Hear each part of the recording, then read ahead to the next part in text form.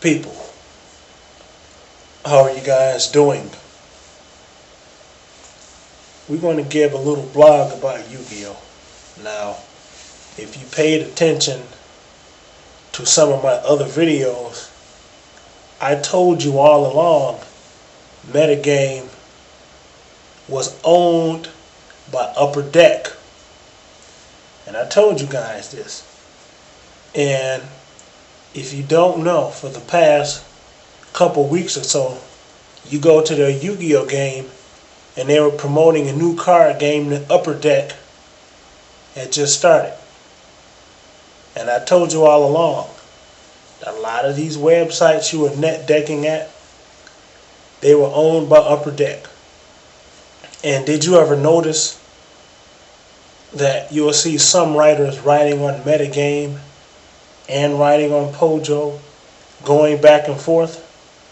Well, you can thank them for the game being screwed up for a year or so. And here's something else that I wanted to reveal. You'll see that Upper Deck and Metagame and Pojo and a few other websites hijacked the game, and they set the price for the value of cards, because they were the ones that advertised to you cards and decks. So they created a fake demand. So everybody wanted the cards and they jacked the price up, consequently making themselves a lot of money, making Upper Deck a lot of money. Now, did you ever take time and ask yourself this question? Teams like Comic Odyssey and some of those other teams, you ever notice that they were vendors at all the Shonen Jumps? And a lot of times they were vendors at Shonen Jumps. They would keep getting featured on Metagame's website, even at tournaments in which people were making top 16. The same people always got featured. Did you ever wonder about that? You ever wonder why would a team or why would a website be willing to pay to send a group of kids to play a Yu-Gi-Oh card game? You ever wonder that? Because they were making them money. Now, let's talk about Konami.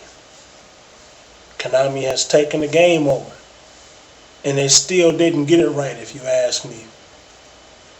Now, if they were going to come in and fix the game, they should have fixed the game totally.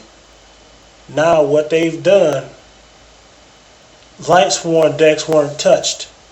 Now those decks are going to run rapid, as nothing else can keep up with it. Now, I'm not just bashing Lightsworn decks.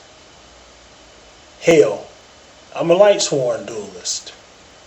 And I really do believe they should have done something with Judgment Dragon, and the speed of that deck is obscene. Now, a year from now, people are going to be complaining about Lightsworn decks. Now, in my opinion, what they should have done, they shouldn't have restricted Dark Armor 2. They should have created a new format and gave you an option. See, now people are going to leave the game. I remember about 3 years ago, no one ever spent $100 and something on a card. It was absurd. It used to be then you could spend $100 or a couple $100, get the cards you need to build you a decent deck, and you didn't have all of that stealing. But since the prices of the cards got so high, you had to invest $1,000 into playing the deck. Now, I knew Yu-Gi-Oh had a problem, because if you had to get to a point and you had to make between eating or buying a Yu-Gi-Oh card, something was wrong.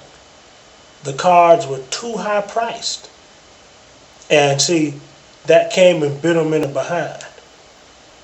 Duelists are leaving the game because they spent so much money, and the cards they got to practice, they can't really use them. So, bestiary got limited to one.